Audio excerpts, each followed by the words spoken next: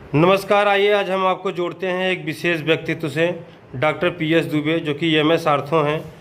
और आपको बताएं कि आप जॉइंट रिप्लेसमेंट सर्जन रह चुके हैं ब्रीच कैंटी हॉस्पिटल मुंबई से, और आर्थोस्कोपी सर्जन भी रह चुके हैं। आइए आपको उनसे जोड़ते हैं और तमाम आपको जानकारी देते हैं हड्डी रोग और जॉइंट से संबंधित। जी सर, स्वागत है आपका। घुटना प्रत्यारोपण के लिए सर आप पूरे पूर्वांचल प्रदेश और देश में जाने जाते हैं। हमने पता किया कि आपने पूर्व प्रधानमंत्री अटल बिहारी वाजपेयी जी का घुटना प्रत्यारोपण किया। तो अपने अनुभवों को बताते हुए सर कुछ बताइए, ये घुटना प्रत्यारोपण की स्थिति कब उत्पन्न होती है और इसको नवीनतम तकनीक के द्वारा आप कैसे करते हैं? दुबे जी, मैं doctor PS Dubey, MS orthopaedic हूँ। ब्रिज कैंटी में टेक्निक वहाँ से सीखा है। डॉक्टर राणावत हमारे गुरु रह चुके हैं। घुटना प्रत्यारोपण लगभग मैं 2000 के ऊपर कर चुका हूँ।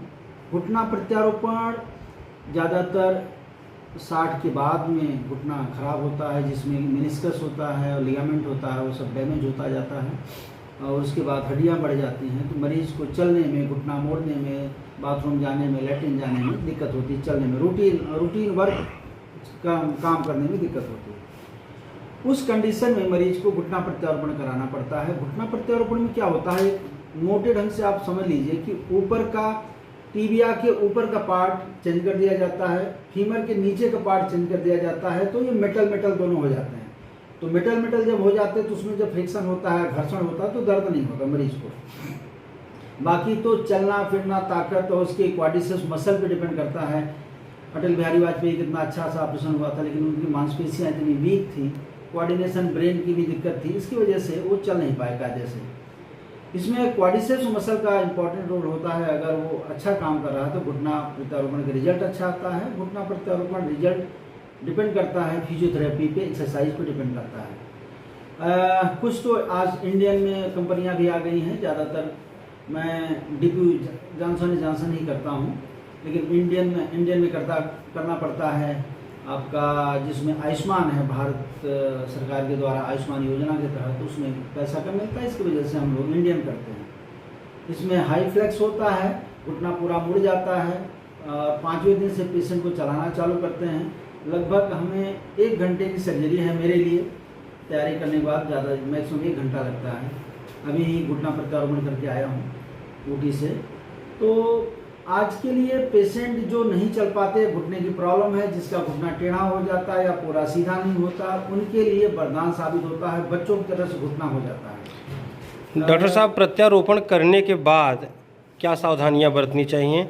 कितने दिनों बाद वो वापस वही स्थिति फिर बन जाती है? घुटना प्रत्यारोपण के 5वें दिन से ही पेशेंट चलना चालू करता है। धीरे धीरे करीब 2 हफ्ते लग जाते हैं टाँके काटने में, और उसके बाद कोई सावधानी नहीं, घुटना मोड़ना, फैलाना, क्वाड्रिसेप्स एक्सरसाइज करना, वो चालू हो जाता है। पूरा स्ट्रक्चर अगर आप ऐसे देखें घुटने का, ये है, ये 1 मिनट सर, 1 मिनट फिर से। नी स्ट्रक्चर है घुटना का पूरा।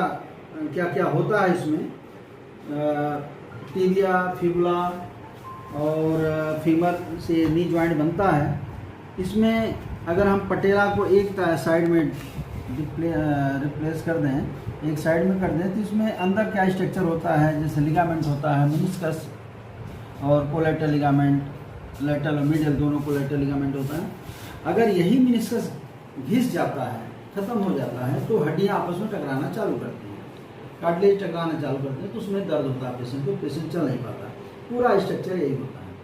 जनरली हम लोग पटेला को लेटरली रिटेक्ट कर लेते हैं एक साइड में, उसके बाद नी फ्लेक्स करके उसको ऑपरेशन करते हैं और पूरा कैप ही चेंज कर देते हैं, फीमर का और टीबिया का। यही है पूरा घुटना प्रत्यारोपण। करीब जो प्रोसीजर होता है, जो भी प्रोसेस होता है, जितना टाइम लगता है, सब मैंने बता दिया इसमें।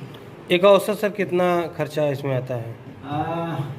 अगर मैं विदेशी कंपनी का करूं, जैसे जॉनसन करूं, तो 2.5 लाख रुपए एक घुटने में आता है। और इंडियन करते हैं तो उसमें 1.25 लाख के ऊपर आता है, 1.25 लाख के आसपास। और आयुष्मान तो फ्री में होता है, आयुष्मान का कोई पैसा नहीं लगता। आपके यहाँ गोल्डन कार्ड भी बनाया जाता है? गोल्डन कार्ड, हाँ, आयुष्मान का भी है और TPA है, और जितना विदेशी कंपनियों का TPA है, सब कुछ होता है। इंडियन का भी होता है, उससे कोई पैसा नहीं लिया जाता पेशेंट से। बात करने के लिए बहुत बहुत धन्यवाद सर।